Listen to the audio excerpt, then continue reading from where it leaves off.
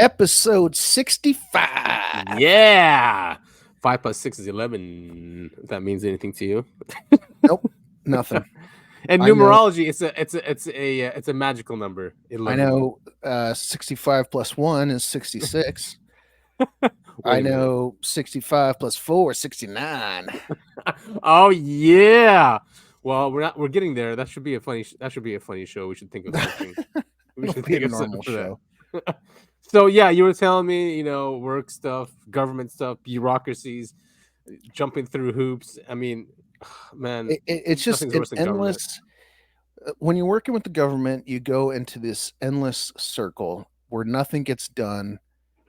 You give them something, but it's not the right it goes for anything you're trying to do. You just go in circles over, and I'm just so sick. And man, where's the empathy of people? Because you're dealing with people, obviously. It's not like AI or something like that. These are people. That's the thing. The people I'm talking to, they're low level. They can't do anything. They can't go to their boss and say, hey, this is a good guy, give him what he wants or whatever. They can't do anything because the systems that are in place are so fucking stupid. There's nothing to be done. You know what I mean? They just check boxes, these people, right? So what? So you give them everything that's supposed to check off a box, and they keep saying it's no, like they can't make an exception or understand, like. Well, they can't do that because then their boss has to check off a box or not check off a box for them. It's just it's a staircase of stupid things, man. Dude, I'm sorry, man. It's really dumb. Anyway, I'm sure we'll have a more bad mouth in the government in this episode, just like we always do, because the government is terrible. Oh, yep, they are, and I think YouTube is probably a mouthpiece of the government. We know that because what happened with definitely COVID. Know that. Yeah, they took off an episode last week's episode, and it was a 2.5-hour episode, which we vowed last week that we are going to stick between an hour and a half and 2 hours. That's what we're trying to do today. But that said, at the end of the show, we showed a video of the Israelis leaked it, of a video of a drone video. They were vaporizing these guys, these Palestinians, unarmed. And it was like I went through it again to see if it was a big deal. It was literally 30 seconds, and we never played the whole clip. We were like scrubbing it back and forth. And it was an Edward Snowden post that he put up there, and apparently, this is what YouTube says, that it was a complaint by Al Jazeera, who released that video for us to take it down. So our entire video is taken down because of that minute and a half. Unreal. We're being suppressed. They're suppressing us. Yeah, exactly. Well, we're not going to play victims. We don't really care. If YouTube at the end of the day shuts us down, whatever. There's so many other platforms. Rumble is doing way better than that. We're on BitChute now, and it looks like the traffic is catching on there. Obviously on the podcast, we're doing really well. Also on Apple, on Google, on all those platforms. So, whatever. If you get your stuff from YouTube, get off that stupid platform, because they don't allow anything on there. Seriously. I know for me personally, I don't watch anything serious on YouTube. If I'm going to YouTube, it's not to watch news or anything serious. It's just, stuff I like to laugh at. Right, exactly. And they only push like mainstream stuff now. So if you search for anything, it's going to be CBS, NBC, ABC, of course. AP. You know what I mean? Or like the approved guys like Lex Friedman, and they just push on everyone. But like you said, if you want to find like like old shows, or I don't know, just really really just stuff you can't find anywhere else, YouTube will have it, especially like from 12 years ago, 20 years ago, old footage of things. They're good at that. I love coming across viral videos from like 15 years ago and just get a little bit of that nostalgia kick. You know what I mean? Yeah. Man, things are changing so much, especially with AI and deepfake. The internet in general has changed completely. It used to be such a different place. I know, like sucks trying to research, like things are deleted. Everything's sanitized now.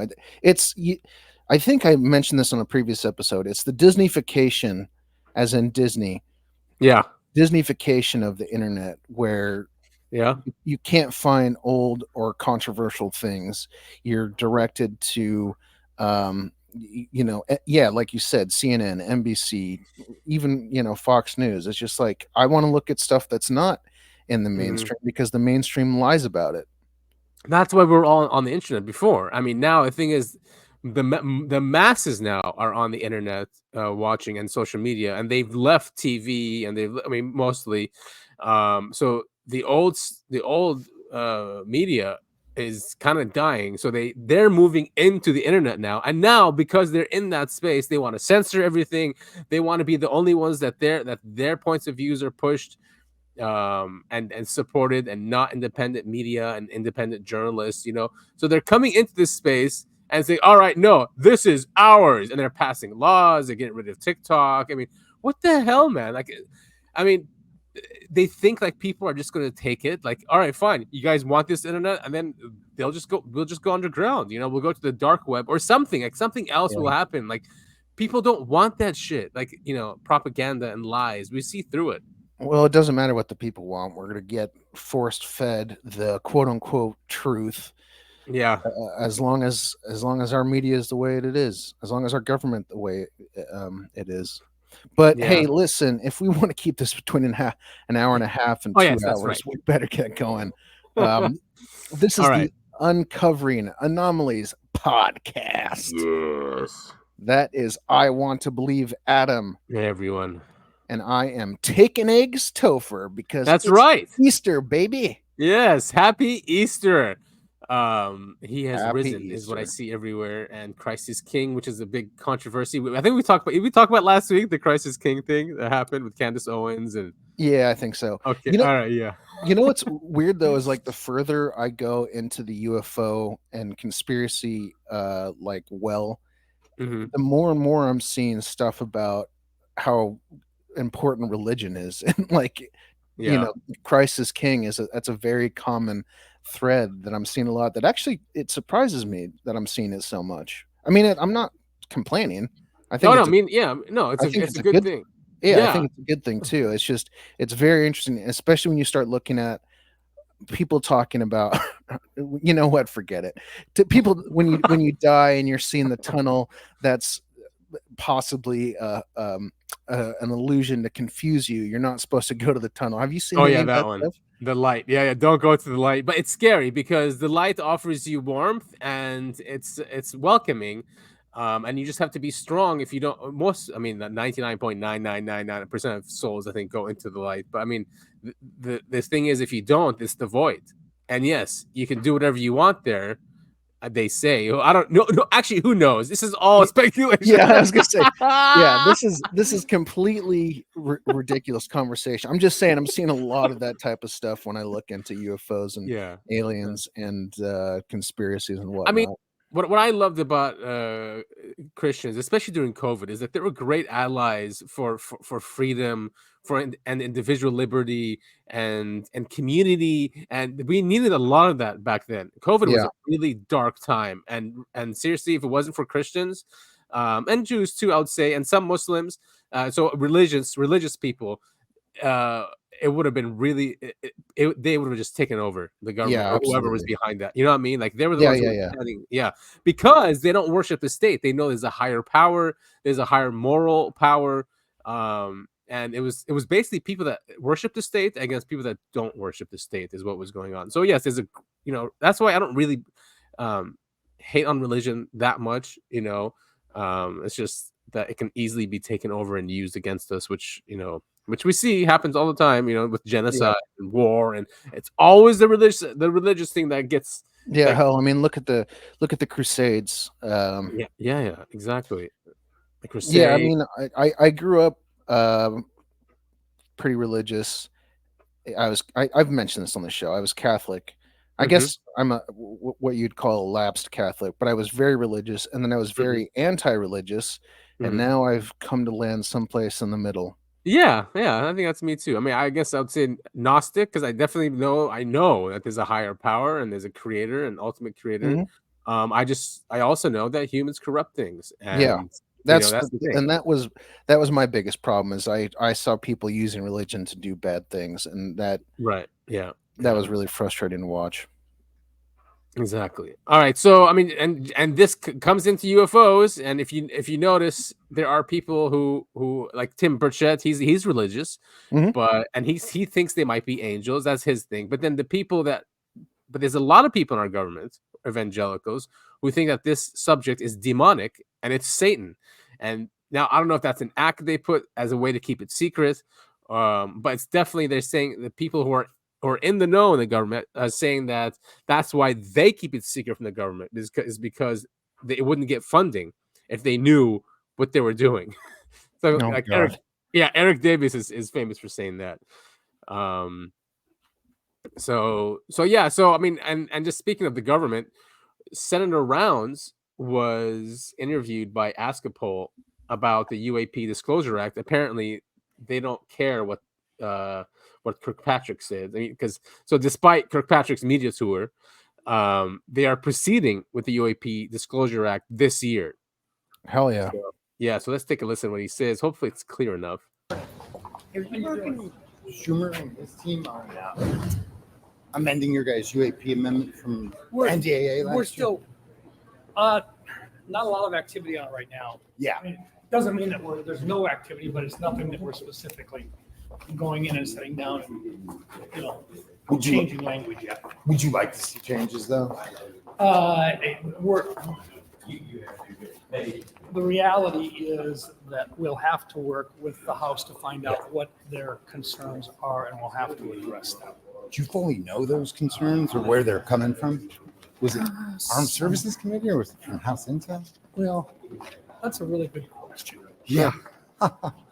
I think there are some individuals that had some concerns, and actually some of their concerns with regard to the privacy and the Yeah. confidentiality are valid. Yeah. But we'll do our best to work with them and get something done. It hasn't quite percolated up yet. No, it has not. Appreciate you. Nice. So yeah, so they're working with the House, and the House is the Intel Committee, right? Are the ones that shut it down and gutted it. Mhm. So they send it around and say he's going to work with them and figure out what are their issues and still push for the UAP Disclosure Act, and hopefully something strong in there, other than what Arrow has. Arrow. God. What's the was it president of Argentina? Is it Argentina? Oh yeah, Milei. Yeah, he's tearing off. Goes gone. We need to do that with Arrow. They're absolutely worthless, and all they do is God. I'm describing 99% of our government at this point. Yeah. Oh, UFO Fauci is taking off. Well, not taking off. But really? Like when I first put it up online, I mean, it's a perfect descriptor. Yeah. Someone goes, yeah, no, like that. All right. So I was like, okay, Yeah. fine, whatever. I don't care. And then he was in another interview, and a big account, was just underlining all the stuff he's saying. That's a lie. He's lying. Excuse me. So I put UFO Fauci lying again, and it actually got some. I'm like, oh, okay, fine. Just some things just take a while, I guess, for people to realize. Yeah. But yes, he's exactly like Fauci. Like, it doesn't matter what you put in front of them, what information is out there, what the rest of the population knows, they are still going to lie. It's just unbelievably frustrating to witness. And it's not even just about UFOs, it's everything. It's JFK, it's 9/11, it's right. Yeah, just exactly every single thing. All the evidence gets shown to these people, and they just continue to lie.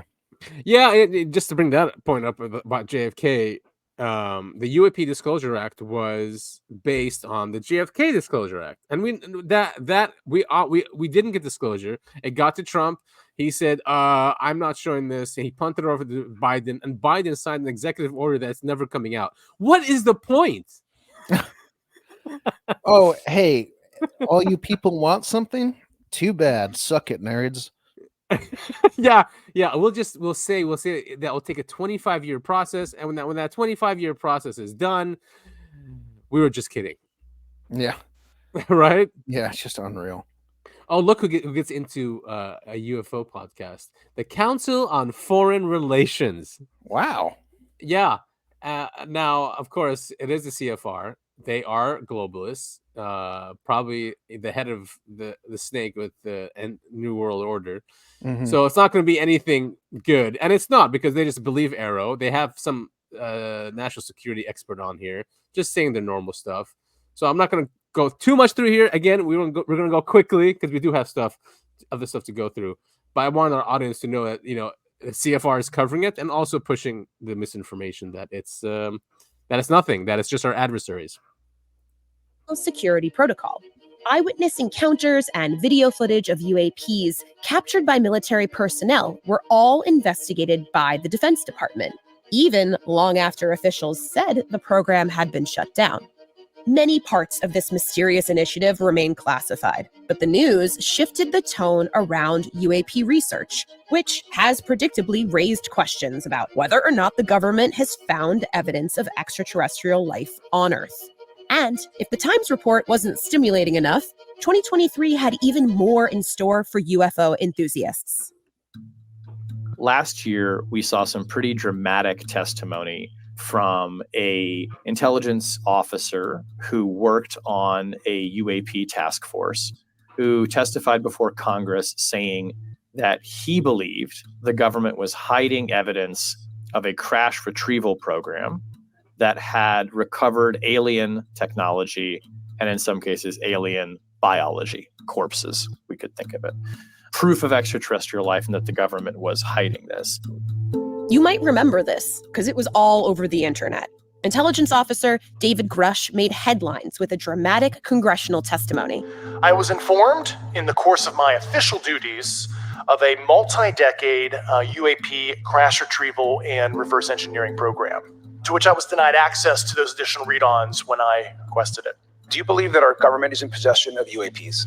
Absolutely, based on interviewing over 40 witnesses over 4 years. And it raises the question of, all right, is what we're seeing here an actual government whistleblower with proof of extraterrestrials who has just revealed it to the public? Or is what we're seeing an illustration of a big kind of urban legend that has existed within the intelligence community for decades? And I think I'm in the latter camp on this one right now, because until somebody comes forward with something in the way of really concrete evidence, I don't know why we should believe, based on pure hearsay, that the government... How much more concrete evidence do you need? But see, they make it sound so good. It's so well produced. Yeah. Do you know what I mean? Like, yeah. Man, I know. Like, and it works. UFO believers haven't done much to help themselves in that regard either. They always, you gotta give small bites and not the whole burger. Yeah, you know what I mean? Yeah, exactly. You don't say, hey, I was on a spacecraft and aliens took me to Andromeda and I lived there for 45 million years and then I came back. Like you just say, here's a picture of a UFO. Right. And I just love how he just leaves out stuff that Grush did present evidence that's illegal for us to see, and it's illegal for him to disclose, but he gave it to the intelligence community, and they don't mention that shit. You know what I mean? So it sounds all he's still lying. He's lying by omission is how he's lying. Just because we don't see it, so anyway, whatever. I don't want to get too much into it, but it's the CFR, so it's not like we're gonna believe what they said. This is the Roswell Daily Record. I put this on. Oh no, I can't see it. Wait a minute. I put it on archive.org because they are now making you pay.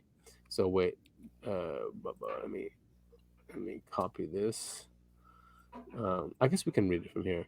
Yeah. So yeah, but it's just not very clear. Hold on, you gotta read the title, man.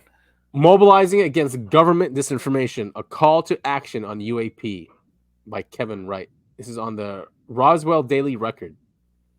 Of course, it's Roswell.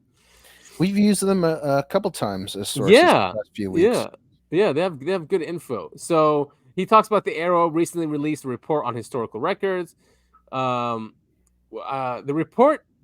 report's tissue-thin analysis fell woefully short of providing the comprehensive review Congress intended. After all, we are discussing a record of investigating UAP dating back 80 years. Did Arrow carefully analyze and review that record in a paltry 63 pages? The short answer is no. I think the answer actually is yes, but they refuse to actually disclose any of that information to the American public. Right, they knew it, and that you can see by their action, and that's why the whole Gremlin thing. Like, okay, if that wasn't true, why would they then jump on the whole Gremlin program, right? Right, and exactly. try to get more sensors to figure out what's going on. More alarming, rather than a mere whitewash of the government's role, particularly that of the intelligence community in the UAP investigations, it appears to be part of a more extensive disinformation campaign prohibited by Executive Order 12333 against the American people. So here, and he goes more into that, and basically, the government orchestrated disinformation campaigns typically involve disseminating false or misleading information through various media channels. And they're basically talking about Kirkpatrick. Before the report was released, he went on many media outlets and publications. Yeah, I mean, the guy's been all over the place. Yeah, on podcasts, saying that it's a small band of conspiracy theorists that infiltrated Congress and convinced congressmen who are also prone to conspiracy theories that the government is hiding. So they're saying what he did is illegal because he is a member of the intelligence community and he's not allowed to do that. So the guy better be careful. Well, he's sure allowed to do that. I mean, God, how many times do we have to see these people lying to the general public and they get away with it? Yeah, Oh, and look at Clinton and that whole thing. Oh man, yeah, and because like you were saying last week about the whole 80%. I mean, many people they want to hear what they want to hear that it's not real, and then they can just dismiss it and move on with their lives. It's much easier that way, especially with a subject like this.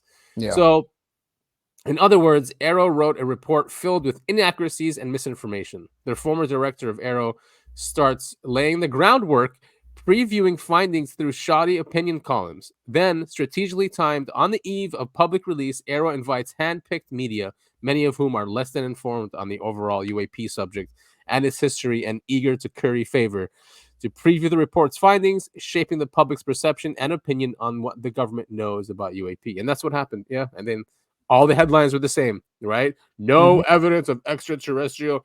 No evidence, over and over and over and over, everywhere. It was like that for 2 weeks. And I just want to say, I love curry. Me too, man. All right. So what's your favorite curry then? There's red curry. Oh, red curry. Yeah. Have you tried Thai curry? Yeah, of course. Thai curry is good. Japanese. You tried Japanese curry? I have not. All Thai food is fantastic, though. I've never had a bad Thai meal. Agreed, man. It's such a good food because it's a good mix of you got your spices and your noodles. French. I mean, it's amazing. So yeah, I mean, I'm glad people out there are saying this stuff on I grant it's the Roswell newspaper, but yeah, still. But even still, it's good to see the pushback against Arrow and our government in general. I think people are starting to wake up and really. They don't like seeing that they're being lied to. Yeah, and I hope Danny Sheehan like openly lied to. You know what I mean? So openly lied to, just blatantly in your face, and calling congressmen conspiracy theorists. I mean, what the hell is wrong with him? Like, aren't they pissed? Well, Fauci did that with Massey, right? And Rand Paul, I mean, too. They just sit there and question the guy. And he's like, "Excuse me, Senator, you have no idea what you're talking about." Like it's the same kind of guy. It's the same personality. He would do the same thing too. If Kirkpatrick was up there in Congress and they were questioning him, and Burchell was like, you obfuscate, you had hid this information, he would say the same thing to him. "Excuse me, Congressman, you have no idea what you're talking about." Circus. Yeah. Or Soikis. The good thing about Fauci is at least I know I could take him in a street fight. Guys like 5'3". They're all goblins. they're just little chaos goblins. Oh man, 5'3". I bet you he is, right? Wait, he's really small. Yeah. How tall? It's Fauci. I want to know. It's gonna say the internet's gonna say 5'7", which means you can subtract 4 inches. Oh man, he's 5'7". That's a lie. He's probably 5'6". I called it. That means he's 5'3". 68 kilograms. You can throw that guy. Oh Yeah, my god. That's what I'm saying. Oh, dude, he's 100 pounds. That's so funny. He's like Napoleon. I think Napoleon actually was 5'7". Yeah, he was 5'7". He's all his paintings, right? He's on a horse or something. That's why Yeah. he put himself on a horse. And yeah, anyway.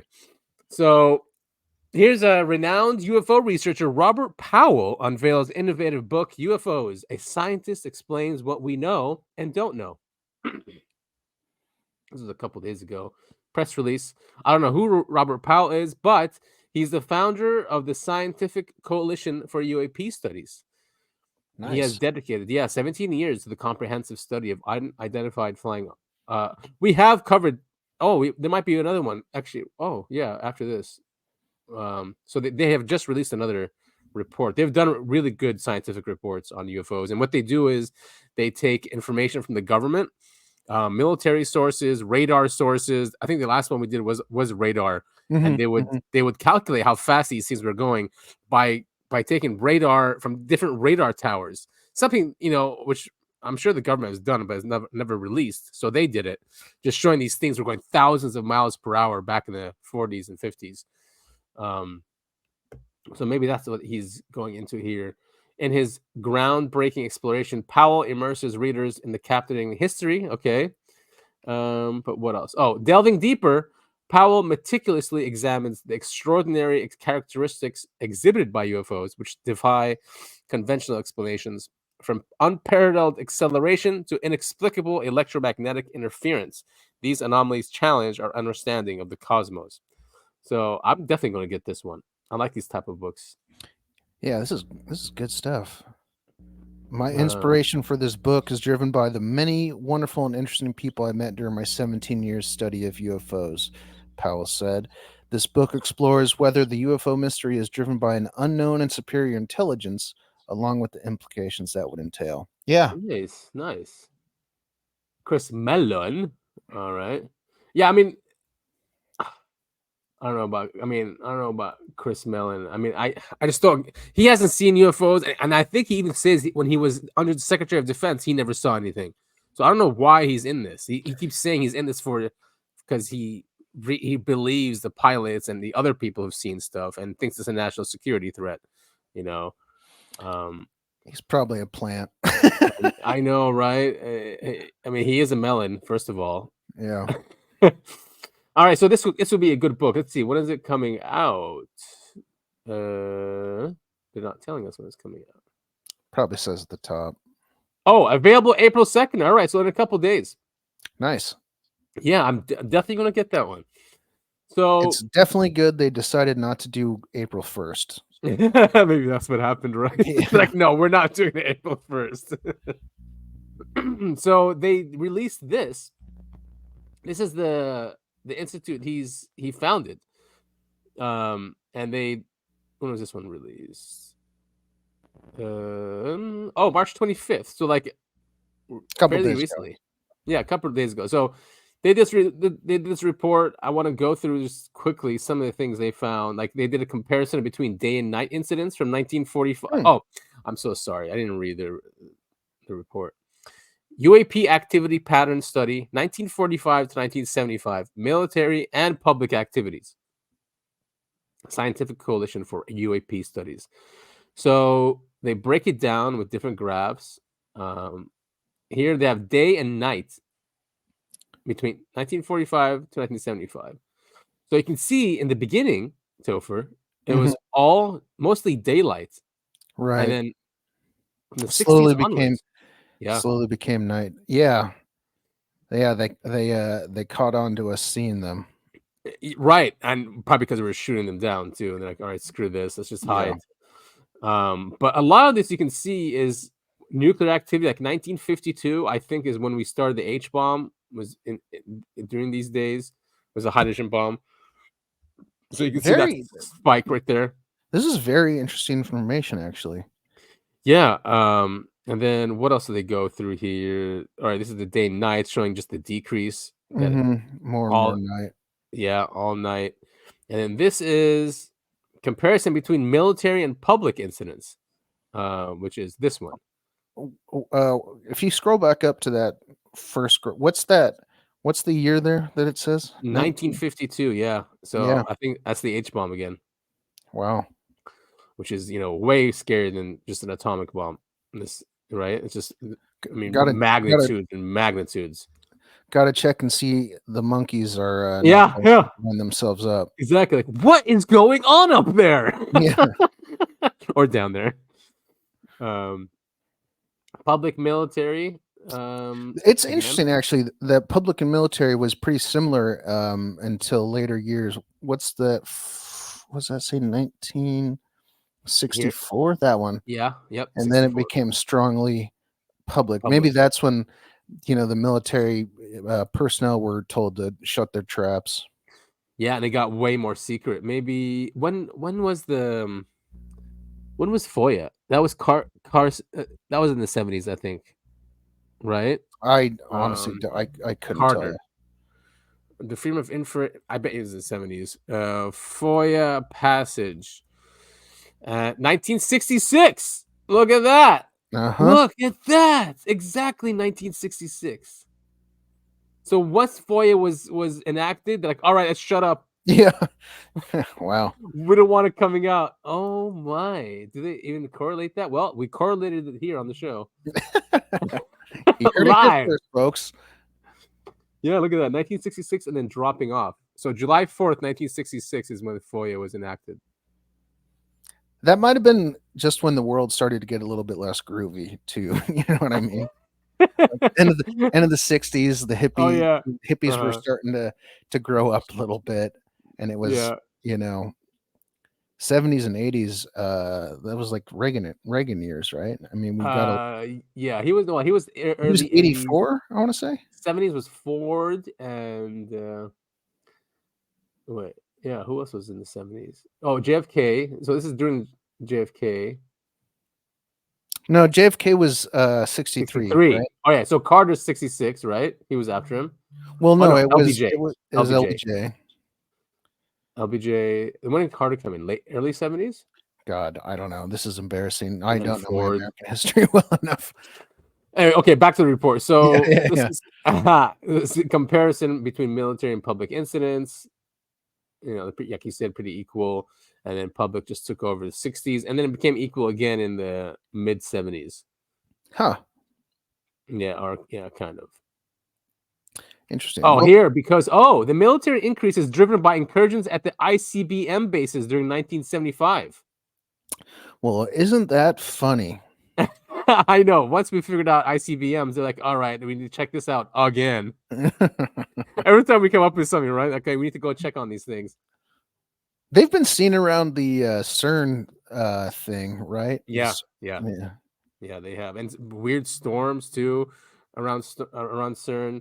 So this is a geographic area, also ICBM and military. These are all military bases mostly.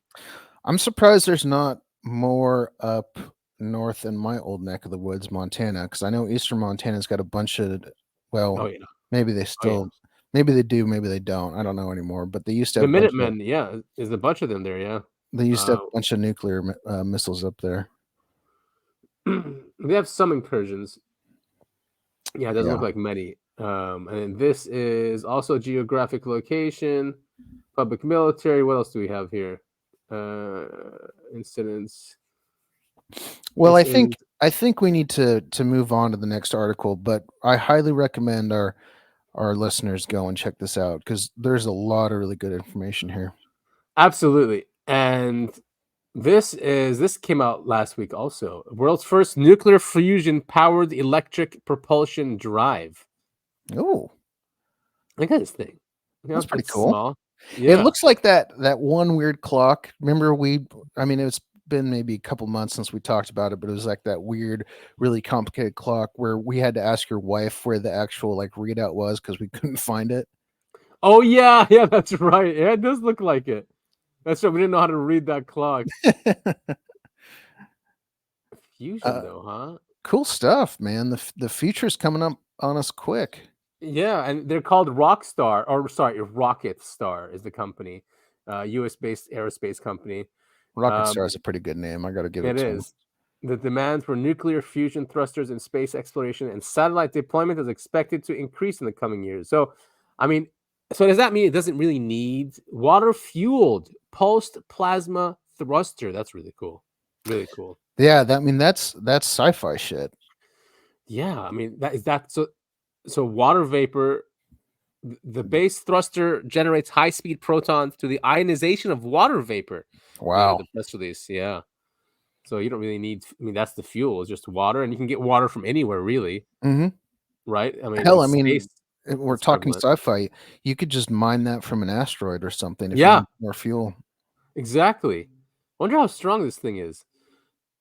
More propulsion units thrust by. Oh, so the technique produced ionizing radiation and increased the base propulsion units, but thrust by 50%. In space testing, so they are testing it in October 2024. That's this year. They'll be testing it at SpaceX. Yeah. Wow. We might have, space travel here sooner than we thought. Well, yeah, we can do our space trucking job. Oh, one day, my man. One day. I want to be bringing platinum to Mars.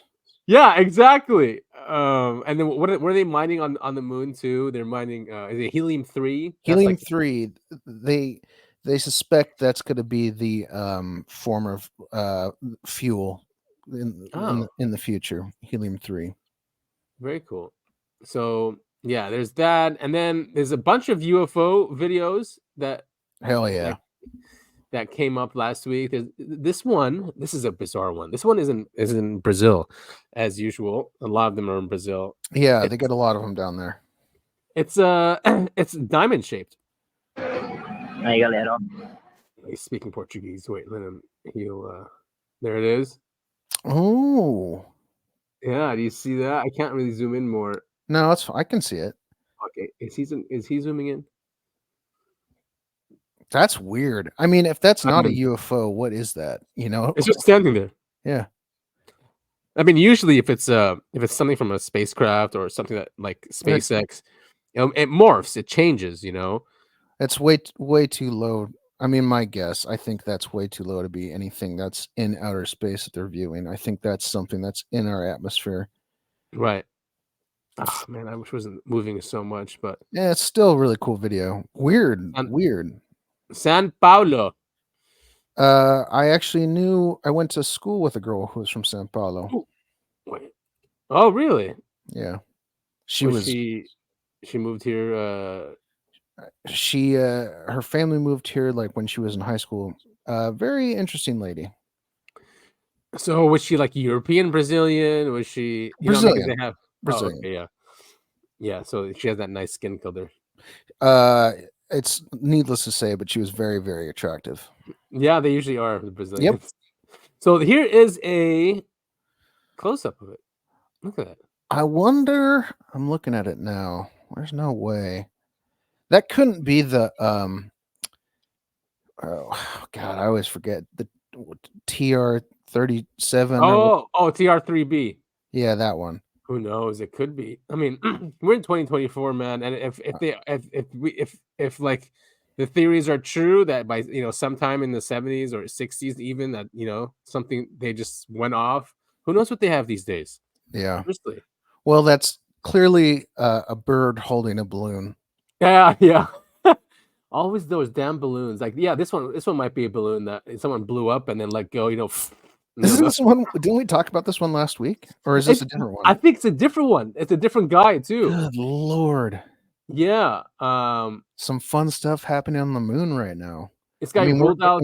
We're finding crazy buildings there. I mean, and we're seeing all this stuff going around. I wonder if there's something big going on.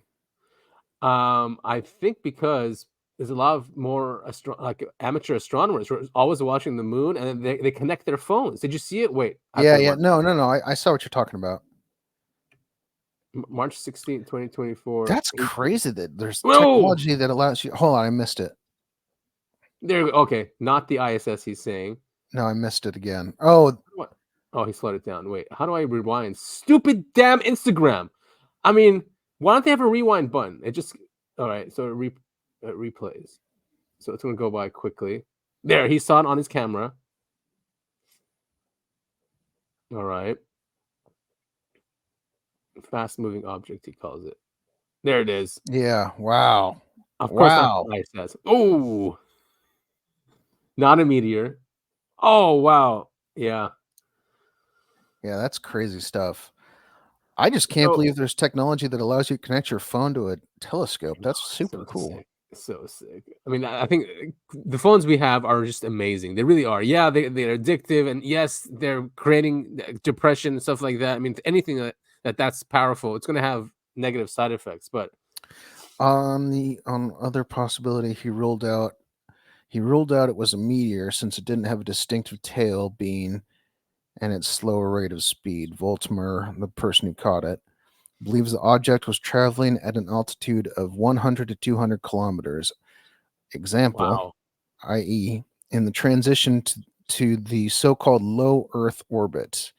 The exact shape of the object cannot be made out from the still image as it had been blurred by the speed it was traveling at. crazy! 200 kilometers up there. So I mean, we have spacecraft up there. And look, you can buy the Celestron he used. Oh, perfect. More $1,600. advertising. Oh, only $1,600. I know. You can buy on Amazon for payments. Oh, are they really doing that now? Yeah. They're if you use their card, yeah, of course. Uh-huh. Oh God. Hey, it's got good reviews though.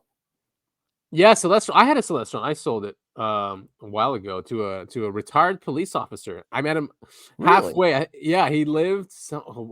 I met him at that one. There's a casino out in the desert, Morongo or something like that. Yeah, isn't that where?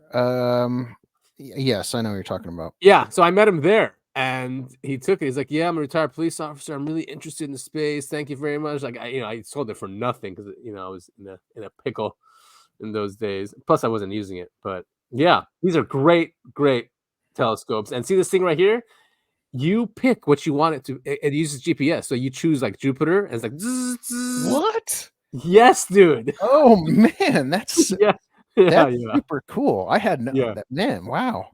I know. They're I'm not so up. cool. I'm not up to date on my telescope technology. But man, I had no idea we were capable of that.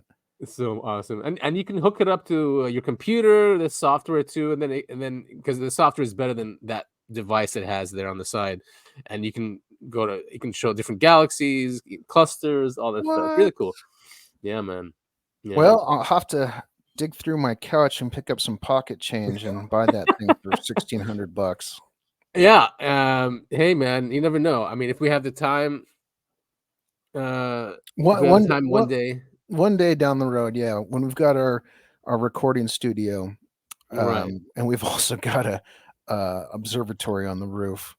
Oh, I do have an idea I'll run by you after the show, though. I don't want people to steal our idea, but it's a really cool idea.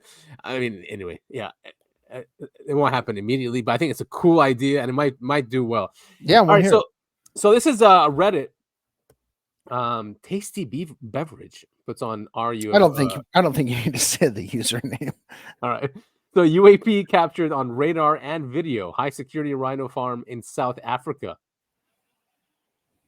On radar and video. Look Whoa! It looks like that thing last week that we talked about, and this is what I was talking about. I think they call them. No, chupa chupas are different. Oh. But this is what do you remember last week I brought up like witches and how people see it looks just like this. And there it is. I think this is on radar. That's the radar, and then that's the video. Dude, that is crazy stuff. Balloon! It's a balloon. Yeah, clearly. I think it's a squirrel being carried by a bird. No, I'm kidding. Right, because it could be that, right? They literally have names for this type of phenomena, and I cannot for the life of me. But basically, who? Like Europeans, you mean, or no, South Americans. It's essentially another word for witch. I think I could be mixing up some stuff, but this kind of UFO is seen pretty common, and people have filmed it. We've had a couple of them on the show. Right, this is like the octopus, not octopus, the jellyfish. A little bit like that, yeah. Okay, so he's still following it. Where's it go at the end here? So what is it doing? It's a rhino. It's a high security rhino farm. So it's taking care of rhinoceroses. Or is it Republicans in name only? I think it's just zooming through, man. It's on its way to the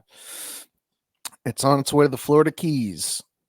All right. I guess his camera then. So that's all of it. I didn't even want to go through the comments. Should we? It's going to be really stupid. So they submitted it. All right. So it was submitted. It's a rhino sanctuary. It's from UFO RC, which I don't know what that is. Clerksdorp. That's the rhino. So stupid. Okay. Yeah. Number of observers is 3 of them. This was in South Africa. Yep. In Klerksdorp. Hold on a sec. I want to breeze through this. Okay. Object was not traveling in a straight line. Changed course as well. Oh, okay. It's definitely not a drone of some kind, and the shape of it seems to move on the top of the object as if scanning or something. Just very, very weird. Wow. Man, what a great submission. Yeah. Yeah, reminiscent of the jellyfish UAP. Yeah, for sure. Yeah. What? I don't think I'm ready for this jelly. God. Oh my God, here we go. They have to. Do they pay people to do that, to go in there and make those threads? Truthfully, I think they do. Yes. Oh my God. Scroll down in the next top level comment. Follow that line on the left side. There. Oh. Okay. His video. All right. Keep going. Let's do one more. Okay. Infrared. That's a good question. Thermal camera, black is hot and white is cold. Can switch, so it's inverse. About the camera. Kind of looks like a hammer. Interesting. Yeah. Someone claiming to be in the know. Hammer type. Yeah. The 4chan guy. Great. All right. So what do we have next? Hold on. Sorry. Really quick. Didn't 4chan guy said it gets aggressive when other vessels get near it? I don't. No, that's the big thing. That's the one that was making the UFOs. Yeah, the huge one. I see. Yeah, if you get near it, it just vaporizes you. Sort of like the Israelis do.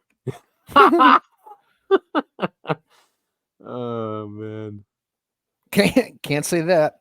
Yeah. What submissions? Oh, same thing. Not my video. All right, we saw that. This is definitely not a drone. We can move on. I think we've covered this enough. Okay. I mean, yeah, we'll put everything in our show notes. So what are we doing with the show notes now? We're putting it into a Google Doc, and then you guys can go in there and just check out everything we're going through. That's cool. Instead of putting it under, because YouTube is dinging us for spam and I don't know what to, and I think it keeps it more organized anyway, so we're not putting in all these links under the description. But yeah, that way we can just refer back to a former episode and open up the Google Doc. Yeah, exactly. Yeah.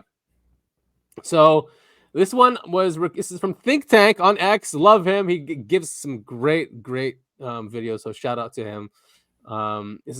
He's saying extraterrestrial spacecraft. We don't know that, but the video is pretty cool. It's in Astoria, New York. I guess that's Upper New York.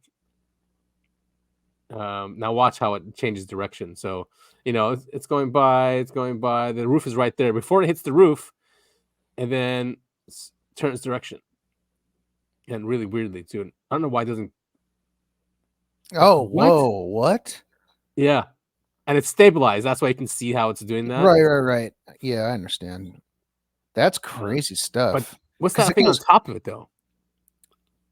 That could just be camera, like what's it called? Artifacts, debris, or artifacts. The turns it makes though are absolutely wild. And it turns again. Because it makes a 90-degree turn to the left and then an immediate 90-degree turn to the right. And it looks like Tic Tac. Yeah, it does. MUFON. They submitted to MUFON. Yeah, bunk. Exactly. It's like Pong. It's like it's playing Pong. Yeah, exactly. Wow. That's great footage. And that was in the day. During the daytime. That was during the daytime. And people have to be looking up to see this. This is another thing. Another one from Think Tank: cigar-shaped object recorded in flight over New York. This is extremely slowed down. Obviously, he says. And people did. Whoa! Look at it. People did zoom in on it, and you should see. It looks like the Batman satellite or the Dark Knight satellite.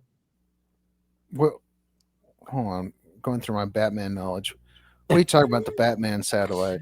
The Dark Knight. Have you heard of the? Sorry, not Batman, but the Dark Knight satellite. The Dark Knight. Yes. Yeah. I thought that was more of like a triangle shape, though. It looked like this, but on its side or up like horizontal instead of vertical. Well, now hold on. I'm pretty sure of this. Go ahead and hit that Google button. Look at this thing. And I want to see. Wow, that is crazy stuff. What is going on here? Are those like windows there? Man. It looks like a really it looks like a convertible with no wheels. Yeah, it does. What is going on here? This subject is so bizarre, man. It really is. I think that's the point, is to make it so bizarre. Doesn't it look like a convertible, like with the top down, no front windshield. Yeah, and like there's even like little wheel things you can kind of see. It looks like right here. Yeah, here. 1, 2, 3, 4. Yeah. Oh man. All right. So wait, I'm gonna have to look up the Dark Knight satellite now. Yeah, I thought that was more of a triangle shape. Dark Knight satellites. Oh, I love that song. Black Knight satellite conspiracy theory. Stupid Wikipedia. All right, there it is. All right, so it's not a triangle exactly, but I wouldn't say it looks like that object that we just looked at. No, just up on the side. No, I mean this has points. Yeah, it's that pointy. does not. Was smooth. And I can see a wheel there though. Yeah. But no, I don't think this looks like the Black Knight satellite. All right. Where were we? Right here. All right. Crazy. What a weird UFO case. Is that AI enhanced? It appears plasma scorched, extreme speed, re-entry, or denser, lower altitude. Huh. Could be one of ours. I honestly don't know what to make of this. Weird, man. Where's the video again? I want to see the video. I mean, yes, it's slowed down. There it is.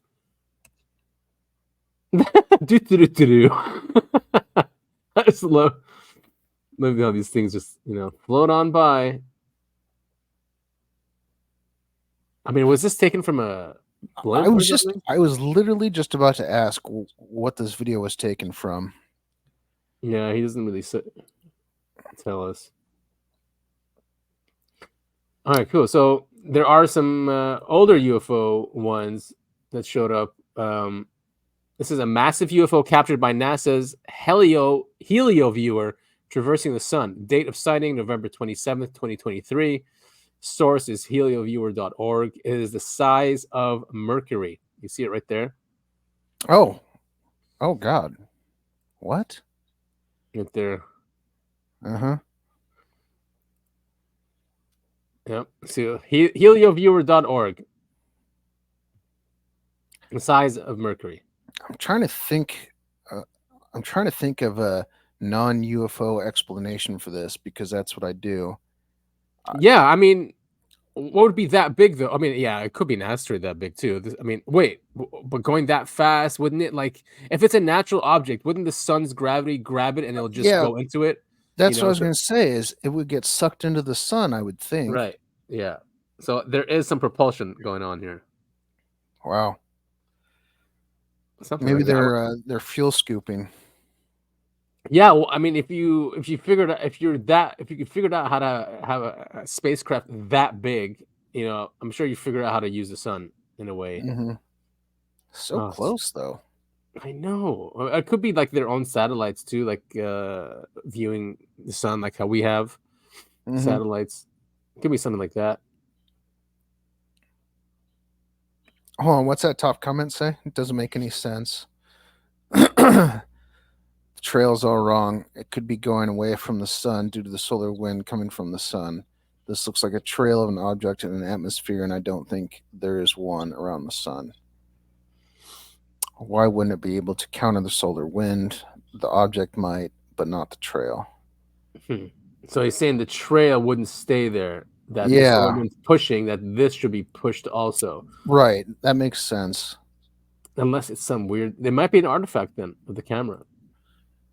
Yeah, I mean, if it's like a long exposure thing where it was tracking the thing, yeah, I mean, it took a picture over like a longer period of time, and it's just a camera artifact. Because, I mean, that seems right to me. Yeah. Look at this weird, like, just how it looks too. Yeah. Huh. That's a weird one.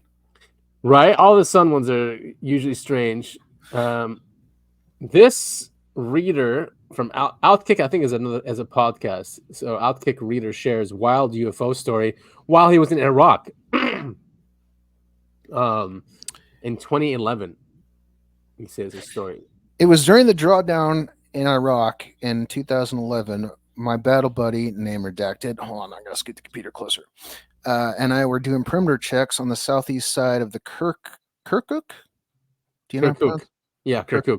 Kirkuk Air Base when we saw what appeared to be a ring of lights evenly spaced like an arch in the night sky. It was around 2 a.m.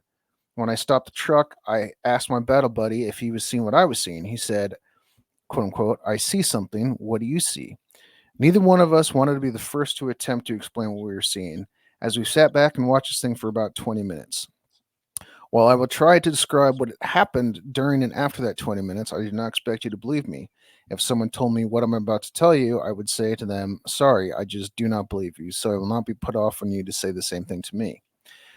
The lights we saw were only on one side of the craft. At first, we thought it was a night operation over the city of Kirkuk, but the lights were stationary and evenly spaced. No chopper could do that anyway. Then we thought of surveillance drones controlled by a computer program, but neither redacted had seen drones do something this perfect while in country. Yeah. While in country. Then the lights started to move upward. When we first saw the lights, they were about 300 feet above the city. As the craft moved upward, we could see it was round, and at the very center of the craft, there was a round glowing circle that was a dark turquoise/blue green. This light was constant and did not twinkle. The craft seemed to bounce in the air a little bit as it moved upward, very common in UFO sightings. Mm-hmm. Then it would stop and bounce again. It did this 3 or 4 times. Then it stopped at about 1,000 feet, and we could see how the top of the craft was blocking out the stars as it moved. We did not see any markings as the craft seemed to be black, except for the lights and the glowing disc circle on the bottom and in the center of the craft. After the movement and bouncing stopped, it hovered while slowly rotating the lights on the side of the craft slowly. Then it moved faster than anything I've ever seen before. I mean to say the craft went straight up and a bit to the north, and once it seemed to pass into space, it got fast and flew in the way of a shooting star, only going straight up. The further away it went at this point, it just made it look like the brightest star in the sky. Huh. The last thing we saw was like a doorway that opened up, and the craft went in, and the door closed. The hardest thing to believe was its size. It appeared to be at least nearly 5 miles in diameter. Wow. 5 miles in diameter. So, do you want me to keep reading? Yeah, it's a great story. All right. After it was gone, we went to the ATC tower to ask if they had taped any activity over the city. The answer was no. We told the tower staff about what we had seen. Because of our close relationship we have with the tower staff, we were taken seriously. Then we left the tower and went to the early morning radar and talked to the staff there. Again, nothing was taped or seen over the city. We did not tell the unit why we wanted to see the tapes. Huh. Wow, man, that is crazy. Yeah, that is absolutely nuts. 5 mile dam, and you know, it's like they only saw it too. You know, like why wasn't it on radar? Why didn't the tower see anything? let me read this last part here. Okay. I know that what I said I know that what I have said sounds far-fetched. Even I believe that. But I know what I saw, and my battle buddy was with me and saw the exact same thing. The size and speed were impressive. This part's very important. Mankind does not have technology to do what we saw. When it comes to sharing this information, we do not know what we saw. It was a very strange night. This was the only time we saw anything. Believe me or not, it does not matter. Wow. I mean, I don't know why Iraq gets all this. I mean, yes, it might be because of the military activity we had there, the misery that's been put on. I mean, but there's something special about that place. I don't believe for a second we went there because of oil. Even when I was in my 20s, I knew that we were going there for something else because I was into this subject, and I thought, we were going after the tablets, and those things were taken. Those were the first things that were missing anyway in 2003. The first things were missing were the Sumerian and Babylonian stuff that were stolen from there. Yeah. It has a very strange history. Again, I saw weird stuff when I was there too, when I was a contractor there. So there's something about Iraq in that region. Yeah, I mean, I was just gonna say it's not just Iraq. I mean, look at Egypt and the pyramids and the Sphinx. I mean, how many times have we talked about how strange that whole thing is? I mean, there's a lot of crazy things that came out of that area and that happened in that area. Yeah. So I mean, and we're still there, right? We haven't left that area, left Iraq. We're still there, and I know. I think Saddam was kind of like obsessed with this too. Or especially with the history of Iraq, and he was rebuilding things, and there was always strange rumors about him. So, and they're just cool people, the Iraqis. They're different. They're very intelligent. They're very sophisticated. We talked about this app before, about that radio app. I think it's called Radio Garden. Oh, yeah. Yeah, so if you go into Iraq, like they have like symphonies going on, like it's completely different than the surrounding areas, you know what I mean? Which could be like only Quran or like, you know what I mean? But you go into Iraq, like they have like all this Western stuff, they have philosophical shows, like they're a different people completely. I like checking out that app. It's really cool. I pointed out, when you showed that to me, I thought that was the coolest thing, and I showed it to my coworkers, and for a while we were like bouncing around different radio stations around the world. Yeah, like the ones up in the north or the ones that are secluded islands, those are cool too, right? Yeah. So this also is from the 80s and 90s. Have you heard about this, the Hudson Valley? Yes, I know all about the Hudson Valley. A podcast, you've heard of the last podcast on the left, right? They covered this. They do a great episode on the Hudson Valley sightings. So what do they think it was? Or they just covered They think it was a UFO. Oh, okay. Well, I mean, one of the guys on there, the loud, crazy one, Henry Zabrowski, he's a huge believer in aliens and UFOs. And so, of course, he believes this. And I think they tried to debunk it, but they couldn't because there were just so many witnesses that saw this. Actually, it's funny. I was telling my mom about this one the other day because she had never heard of the Phoenix Lights, and I said, "What? She didn't?" No, oh, man. I was telling her, I was like, there was another big boomerang UFO sighting up in New York. Yeah, there it is. Hudson Valley. Yeah, there it is. Wow, so we have footage of it too. 1983, Hudson Valley, New York. Well, and people were like, traffic stopped to look at this. Yeah, they had a big UFO conference, and everyone came forward.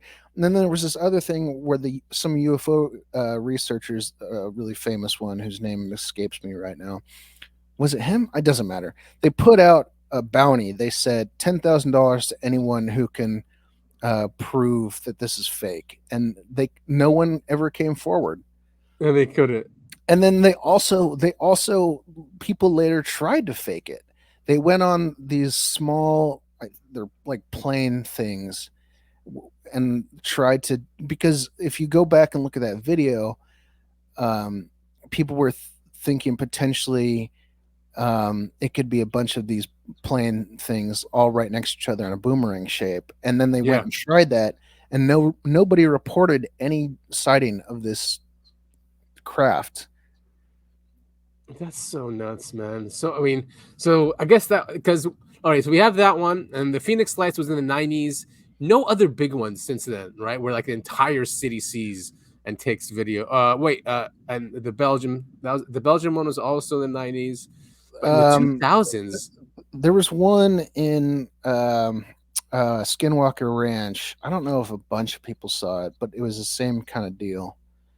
It's a big UFO. The guy whose interview I'm remembering specifically, he said it looked like just a giant city that was floating. Oh my God, that's crazy. Yeah. So the EU Parliament had a UFO hearing. Well, obviously, we're not going to play the whole thing, or maybe not going to play any of it.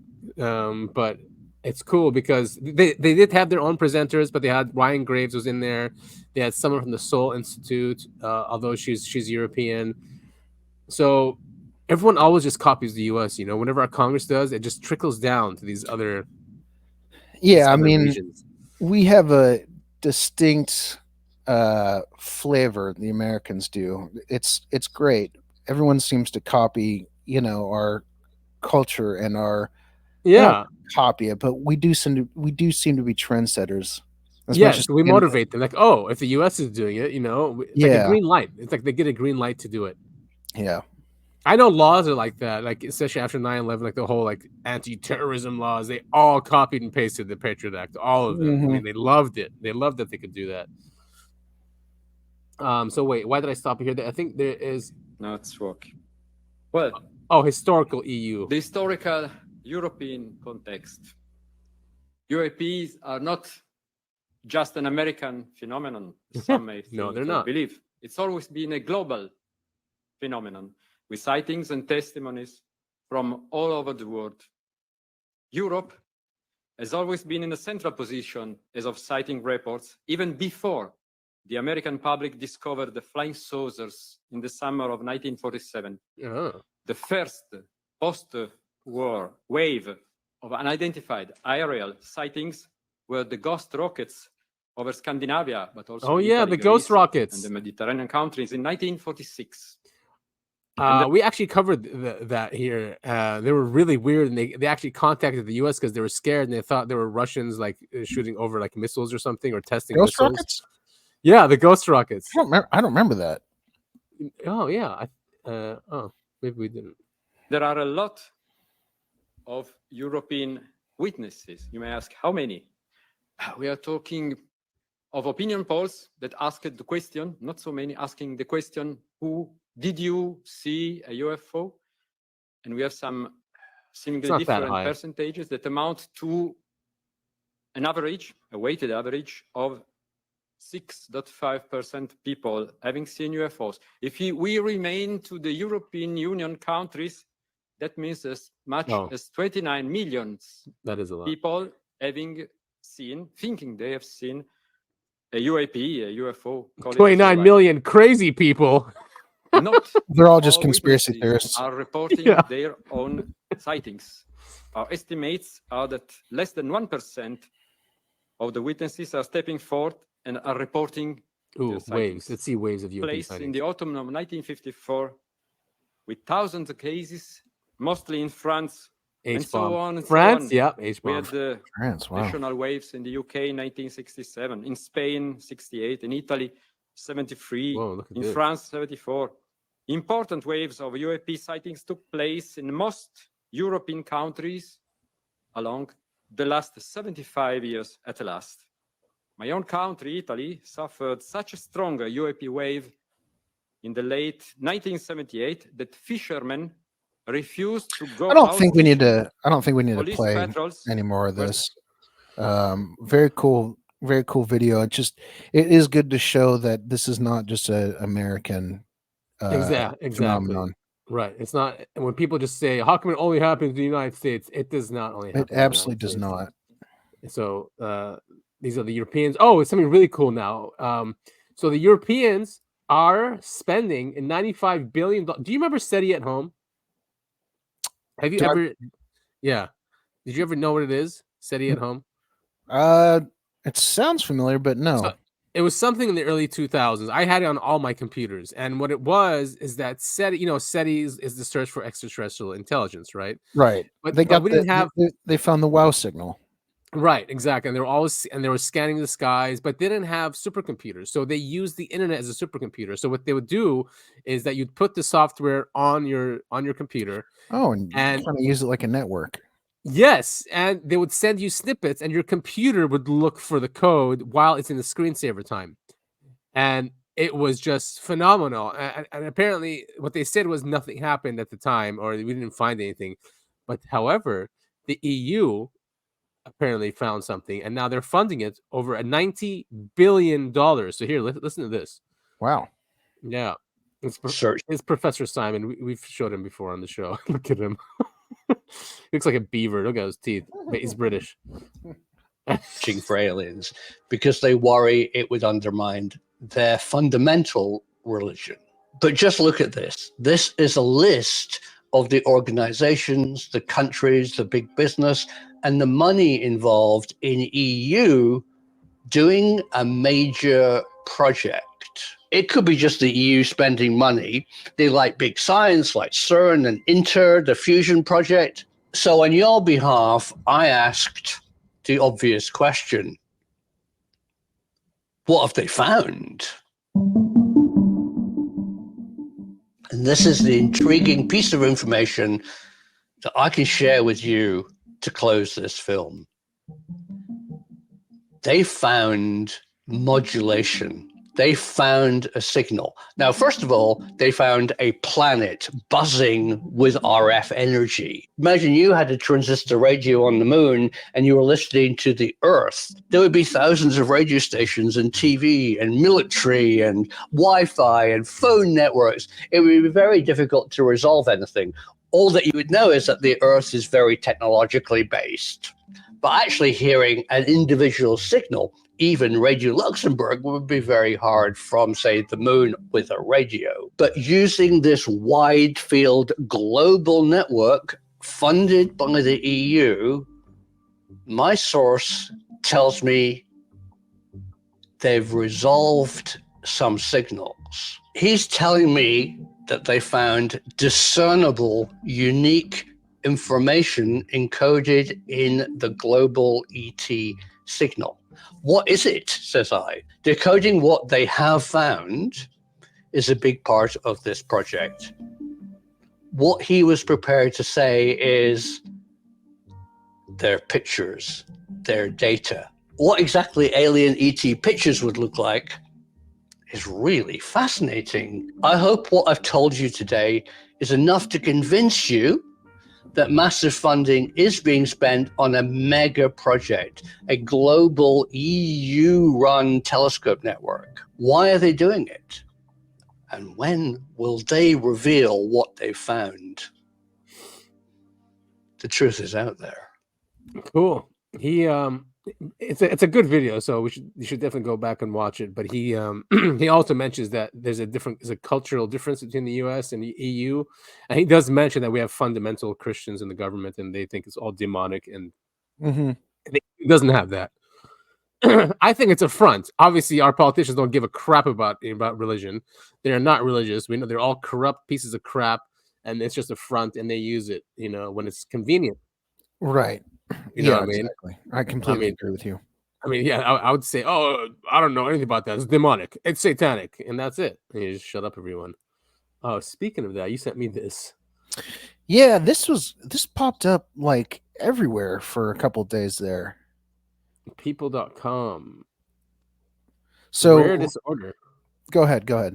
Rare disorder makes people think they're seeing demonic faces like a creature in a horror movie. Is this a new disorder? Or has this been around for a while? It's called it's called prosopagmatimorphosia, I think. I don't know. Do you want to take a swing at that one? Prosopometamorphos. I can't do it. What happened there? No, I'm not gonna do it. All right, the disorder causes people's faces to appear grossly stretched out in demon-like ways. I don't think that's a demon. I think that's Donkey Kong. Yeah. Doesn't Exactly. that He look doesn't like look Donkey Kong? yeah, he doesn't look very scary there. It looks, weird. I mean, yeah, but I saw this story. It just kept popping up and popping up and popping Yeah. up. Right. For the first time, scientists were able to use computer software to illustrate how the disorder distorts people's faces. The recently diagnosed patient says he hopes his case will help others, with the disorder who are often misdiagnosed with mental illness. Yeah, that'd be nice. Right. A rare disorder. I mean, do they end up like killing people or screaming at people? Or Yeah, probably. I had one guy, I think he was alone. He was like talking to himself too. We're at a restaurant and then we ate, we got up, and he just all of a sudden looks at my daughter. He goes, "Are you okay?" Like screaming. I'm like, dude, sit down. Like I had to get really aggressive with him. Like he was getting really weird. And do you remember we covered the video like months ago? That lady on the plane who was going, "That guy is not real. He is that's not right. real." Yeah. Maybe that's what she was having. Yeah, could be. Right. Something like that. It's like staring at demons. Huh. The patient, Victor Shara, told CNN, "Imagine waking up one morning and suddenly everybody in the world looks like a creature in a horror movie." According to the study, the patient stated that the distortions, severely stretched features of the face with deep grooves on the forehead, cheeks, and chin, were present on every person's face he encountered. But he reported no delusions when looking at objects such as houses or cars. What? Yeah, that would be really, really scary. Cool. That's like he's on like mushrooms or something. The patient said that even though faces were distorted, he was able to recognize who they were. Wow. All right, that makes no sense. Well, and what's that? Hold on. He had an arachnoid cyst. Arachnoid, as in spider-like? Oh God. What? An arachnoid. Hold on, go back. Sorry. I was about to explain it. It was supposed to open a new. All right. An arachnoid cyst is a non-cancerous, fluid-filled sac that grows on the brain or spinal cord. Cleveland Clinic explains. While they may cause headaches or seizures, treatment isn't always necessary unless they cause problems, which clearly this guy had. Right. So they can cause brain damage and movement problems. Wow. It's weird that that's how the brain works, though. A non-cancerous cyst that causes you to see people as demons. Well, as long as he doesn't like lash out and become like violent or something like that, Well, hold on. The patient had a history of bipolar affective disorder and post-traumatic stress disorder. Oh God, this guy's got a lot of problems. Okay. Oh, okay. Additionally, he had a significant head injury at the age of 43 years that led to hospitalization. Okay. I think there might be more at work than just. He also had possible carbon monoxide poisoning at the age of 55. Okay, well, 4 months prior to the onset. This poor guy had a lot of problems. Still, though, really scary to think about. I mean, judging on these photos, I don't think I'd be like weirded out, and I'd be like, "Are you wearing a mask or something?" I don't think I'd be like all that scared. You know what I mean? Right, William Dafoe. Yeah. It does look like William Dafoe. Great actor. Love that guy. He is a great actor. So MH370 is still going on, but this is cool. So these are blast wave perturbations. Perturbations. They all look similar. So you know how they take that explosion at the end and they say, "Oh, it looks like a VFX video that's been around." Apparently that's how explosions look like. This is just a minute 40, so we won't spend too much time on this. Explosions, often found in supernovae, shockwaves, or explosions in various environments such as land, water, space, and air. Small fluctuations in the density or pressure of the surrounding medium can lead to the perturbations, or a bumpy pattern, in the blast waves. For example, in 2021, researchers from the Royal Astronomical Society ran hydrodynamic simulations of supernova blast waves propagating through the interstellar medium. One of the frames is nearly a perfect match to the VFX effect from the 1990s that is being used to supposedly debunk MH370 videos. Unless you believe the Royal Astronomical Society is faking its results, these are clearly not the same asset. In 2011, researchers from McGill University exploded glass particles with C4. Again, we can clearly see the Taylor-Sadov blast pattern emerge from the explosion. And once again, we can overlay one single frame from the same blast wave from the C4 explosion on top of the 90s stock VFX footage and find a nearly identical match. Huh. Does this mean the McGill researchers faked their blast wave? Of course not. In 2018, researchers from the Royal Society of Chemistry ran experiments on the jetting patterns of flower explosions in order to mimic the patterns found in volcanic eruptions, meteorite impacts, explosions of landmines, and other explosions. Once again, we can take a single frame from one of their experiments and find a match to the VFX stock effect from the 1990s. By now, it should be obvious that patterns from Taylor-Sadov blast waves can be found in a wide variety of different environments, proving that the MH370 videos are not debunked by stock VFX footage from the 1990s. Boom. Yes, MH370 is still a thing. I mean, even these guys, look at these guys. This Culture, Mir.com, Culture, they did their own investigation on it. And apparently they invited an expert without telling him anything. Searching for an expert. So it's really cool. The analysis. So he's a military consultant. It should be noted here that before finding an aviation expert, we had the opportunity to show the videos to a military advisor who will go by Simon. Their attention peaked during the drone video, and they noticed something we had not seen commented on anywhere else. The drone is in the contrails of the aircraft. In their opinion, this was a military operation because of the drone's presence and proximity to the aircraft. Aviation expert. Wow. The aviation expert's analysis began with the aircraft. The aircraft exhibited some improbable movements. The tight turn of the aircraft is from a perspective other than a normal lookup. We know that, looking up. The turn was greater than the standard rate of 2 minutes. At first, they thought the aircraft was an Antonov AN-225 due to its Y-shaped tail. This craft is a strategic airlift cargo aircraft designed and produced by the Antonov Design Bureau in Soviet Union. So yeah, and then after lengthy inspection, they determined the aircraft was a Boeing or an Airbus.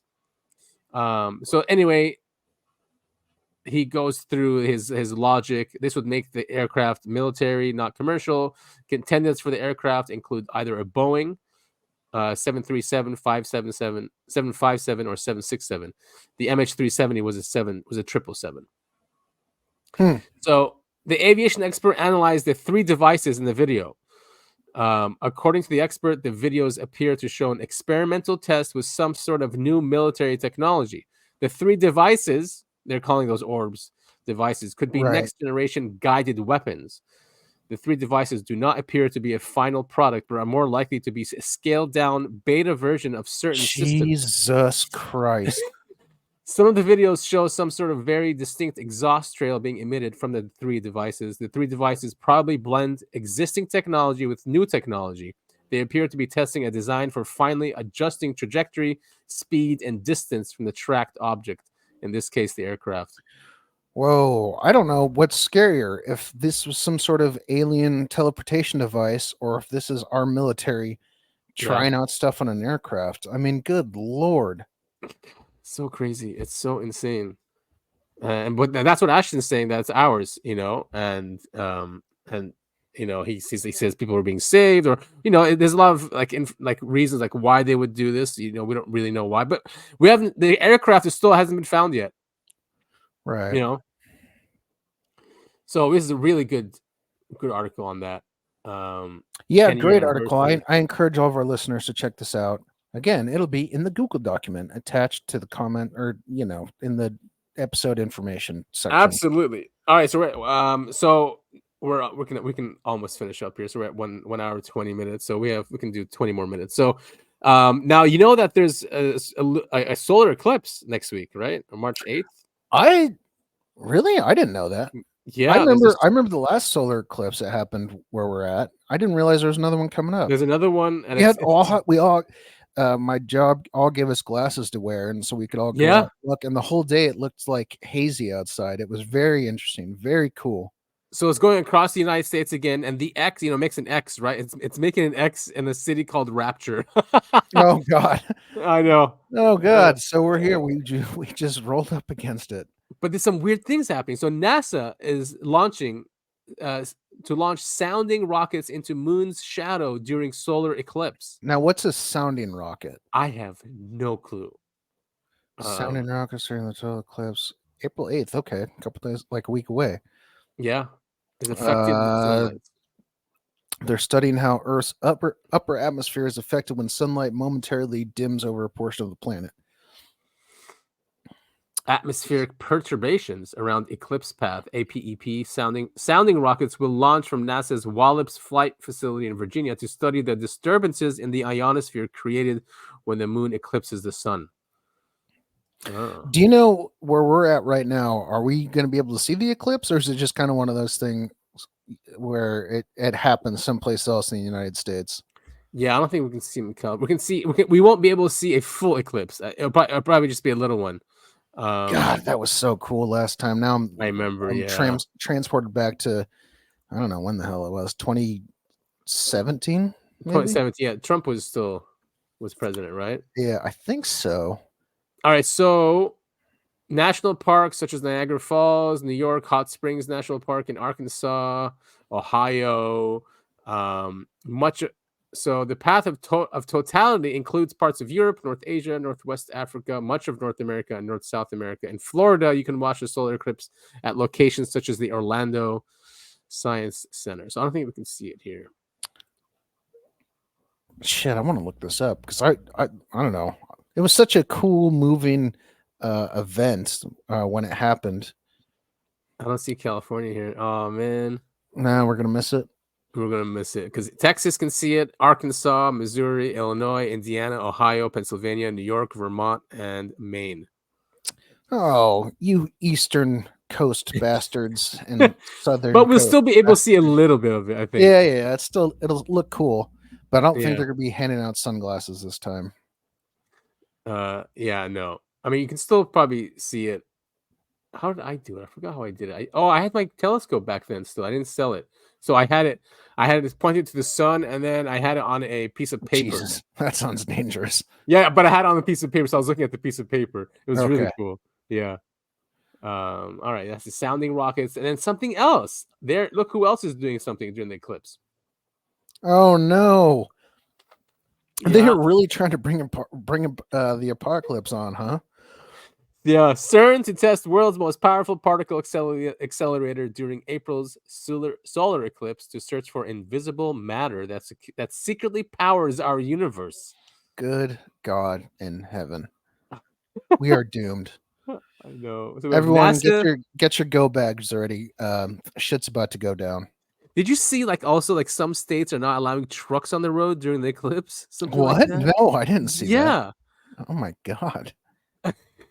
I forget which state. Are you talking like anything with a flatbed, or are you talking like semis?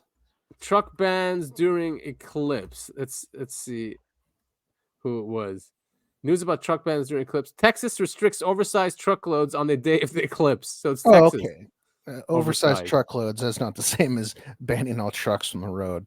Yeah, so it's a big truck. So who are VTrans? VTrans also announced they will institute weekend and holiday travel restrictions for oversized and overweight vehicles loads during the eclipse. All right. So is it fear porn? Like, what is going on? You know? Hey, is April 8th Sunday? Is it when we're supposed to do? When we're supposed to April do shows? No, that's a Monday. All right, so it'll be a day after. Okay. It'll be a day after. So we'll do our last show on the day before. Yeah. So I don't know what CERN is up to. They're always doing weird stuff. Always doing weird stuff. Look at that thing. It is such a crazy facility. Just the whole idea behind it is smashing particles at the speed of light. I mean, science is cool. Yeah. It's just they go about it in a weird way. I'll still never forget that ritual they did. I don't know if it was supposed to be a joke or something, where they all dressed in black robes. Yeah. Outside the facility. And then there was also that one guy that said he was a time traveler from the future, and he was coming back to stop CERN. That probably a nut job, but even still. Yeah, and even the other time traveler, Teeter, he said that they'll find out mini black holes and time travel when they turn it on, and then he went, and that was before CERN was turned on. I've got movie, TV show, and book recommendations lined up. This All right. just reminded me of one. That's why I said that.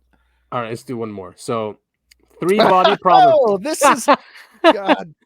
I was Have you just about to talk about the 3 body problem because of that last article. Oh, you're kidding me. No. Look how that happens. Oh well, my that God. show's been making people like blow their like it's just Have you watched it yet? I watched half of the first one. I finished the audio of the first book, by the way.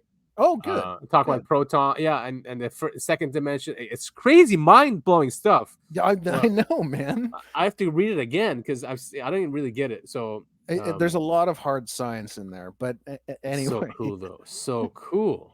I love how they push consciousness that way, or they to push your limits of how to conceptualize things. I love that. I really do. Just wait until you get to the next 2 books. I mean, holy shit, that book series is something else. So and the show's really good too. Sorry, go ahead. Yeah, the show must be good because it is being shared a lot, especially in our circles, the UFO circles, and high technology. So, but this thing is weird because no one knows who made it, but it's showing up at people's houses. This VR headset. The three body problem VR headset review: magical tech in need of more apps. The device is far more advanced than the Apple Vision Pro, but it needs more than one game to justify the purchase. Once you can actually purchase one, that is. So what are they?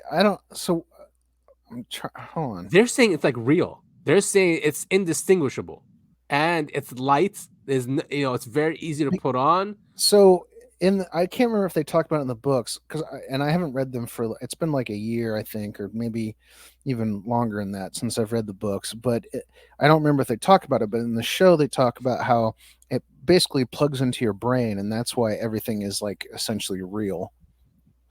Oh wow! But this one, let's start with the hardware. It's a sleek metallic headset that's so light that you can barely feel it at all. It's completely wireless, and unlike, say, the Apple Vision Pro, it seems to work for just about everyone right out of the box. No fussing around with visual settings or specially fitted seals. Just put it on and go. And then no loading times. Hell yeah.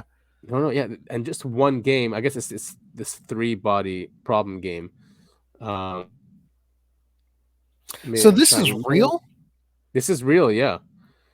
This is real. This is a thing you could go out and buy. No, you cannot buy it. People are getting it to their houses so they can review it, and they don't know who makes it. They don't know how expensive it is. So this is just what's it called? That advertising that's like secret. Do you think it's just made for this show? Yeah, I do. Oh, so it's like wait a minute. I think this is guerrilla marketing at its best. And that's why we don't know what it is. I got duped. I don't think this thing is actually real. I think it's just you put it on and you watch some sort of thing that happens on your screen in front of your eyes. Can I check the comments? Okay, yeah. Mine just showed up in my living room yesterday. So happy I got one. Okay, so this is totally fake. Okay, all right. So it's for the show. Yeah, it's guerrilla marketing. It's clever. You need to watch the show though. The show it starts off like the first couple episodes I was like, "Oh, this is neat." And then by the end I was like, "Holy shit, I love this."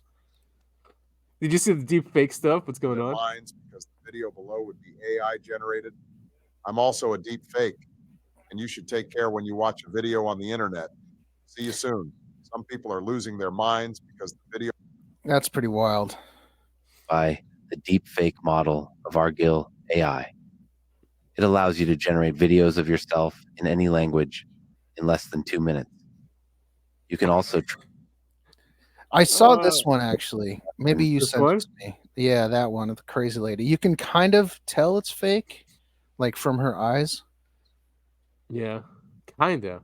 Odor that's been building up on you all day. What's even crazier is that some of you are applying deodorant on top of that odor, which is honestly probably making it worse. See here, eyes don't like. It's a little hygiene hack. My friend told me about these cloths from Get Dirty. They were Her originally eyes don't formulated really for match like firefighters what to she's remove saying. There's carcinogens no off their emotion in skin. them.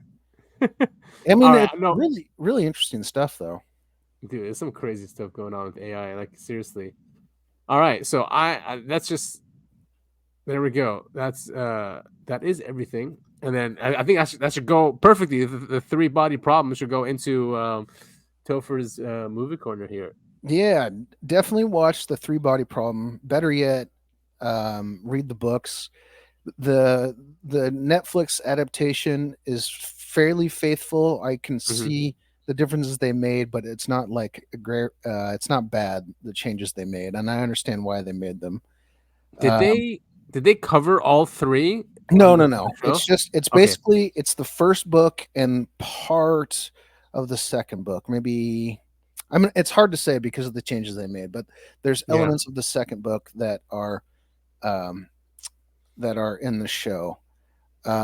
Also, I watched the first 2 seasons of True Detective, and I fell back in love.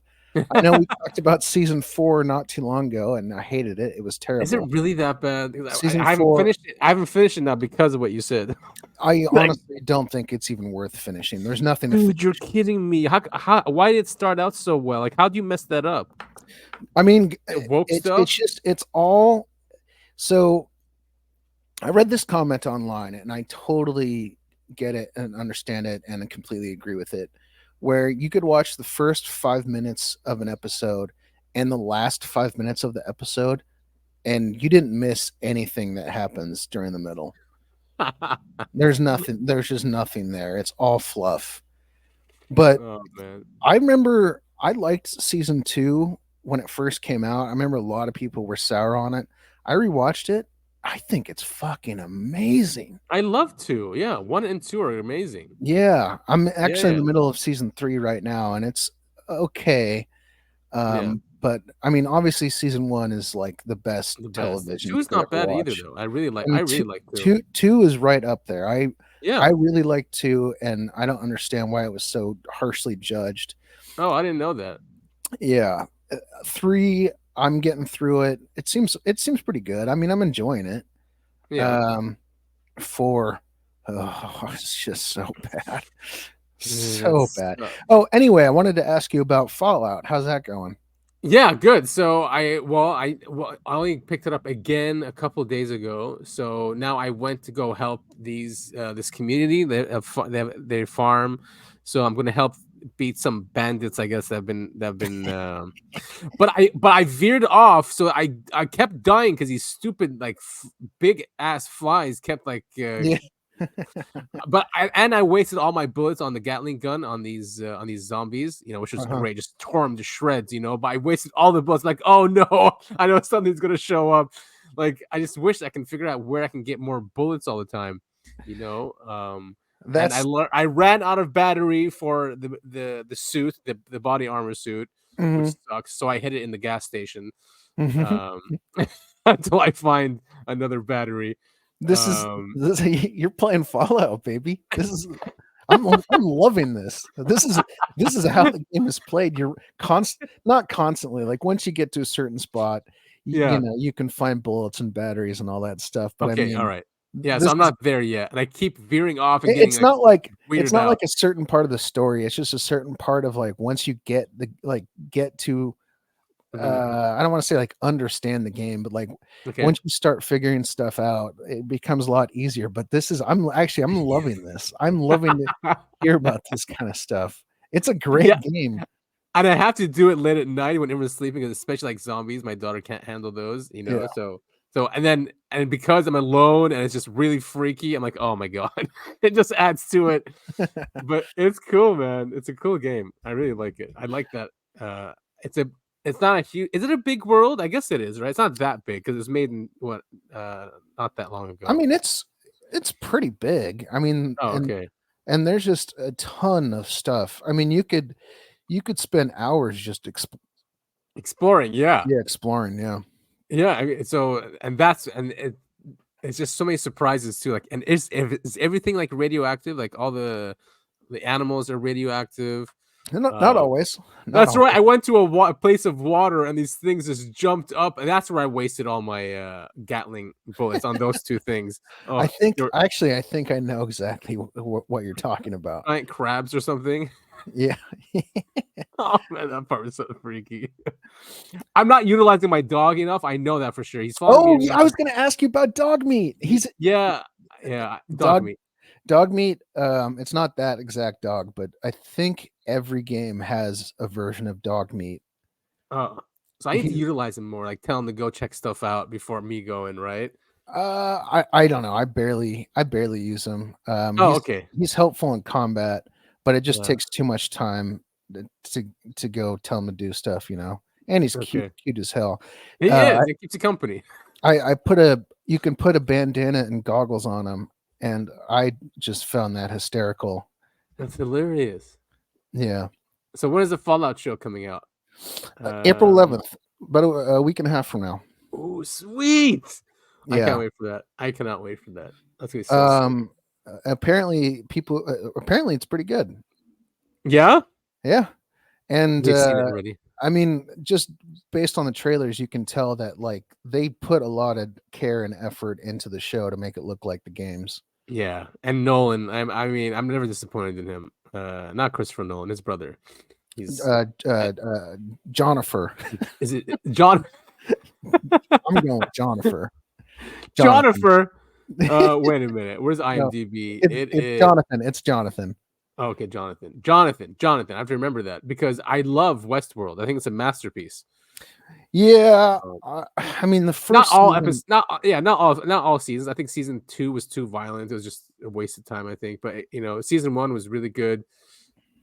Wait, was 2 the one that with the Asian? Was that 3 when they get into like Japan and like? I think that was 2. Okay, 2. Yeah, that was just it was just all violence. Like there was no story to it. Really. Right. Yeah, but then what were you gonna say about it? No, I was just gonna say the first season I think again is like peak television, and then after that, I felt pretty meh about it. Yeah, I mean just the concepts too about it, right? I think especially when you talk about humans and how we were developed and how we were made, and the Garden of Eden and what made us become conscious. Maybe we're being used or enslaved. Same thing as them, right? In the movie, right. They're enslaved. Something sparked them to wake up because it was like decades and decades and decades of just being misused. And yeah, it was just like the story was all over the place after season 1. I mean, season 1 like made sense. You understood all the character, and then like they started introducing like time skips and time jumps, and then this happened a long time ago, but this happens now, and it was just like it was hard to follow, and it just wasn't. It wasn't and different supercomputers. Yeah, and it's just it got too, and then they have like the little brain things inside them, but then she's putting the brain things inside other people. I mean, I was just like, okay, like this is just like it became layers upon layers upon layers. Yeah, it was just like, I mean, I get what you're going for, but I just want to watch TV, man. I don't want to. I don't want to like have to study for a test at the end just to understand what's going on. That's true. Yeah, the story got way too intricate, way too complicated too. All right, well that's it for me. Do you have anything, Cuz? You want to tell? No, I'm good. I mean, I would love our listeners, most of you to just go on YouTube, just subscribe, even if you don't want to watch us there or listen to there, or even go on YouTube, just go and subscribe. Say Uncovering Anomalies Podcast and subscribe because I want to like beat what they're doing. Yeah, we got to beat the algorithm. Yeah, exactly. Beat the algorithm because we have 85% of people that are watching are not subscribed, but they find us, in the search. So there's there's interest there, but we need the subscriptions and we need more people to listen to the show. So yeah, we're there on Uncovering Anomalies Podcast. We're on Rumble at UAP Podcast. Follow us on Twitter. Hit us up over there. Our handle is UAP the podcast on Twitter, and I'm at Breakaway Civil, and Topher is at Topher it all, and Rumble, and on BitChute too, if that's your platform that you want to listen to. So we started putting up episodes there as well. So yeah, let's see how we're doing. give us feedback. Anything you guys want us to cover, we will cover. If you guys don't like what we're doing, also we're called. What was it? This video is F Tardia. Was one that was taken down actually, so that comment's not there anymore because the video's not there. But even bad comments like that, we welcome it. You know.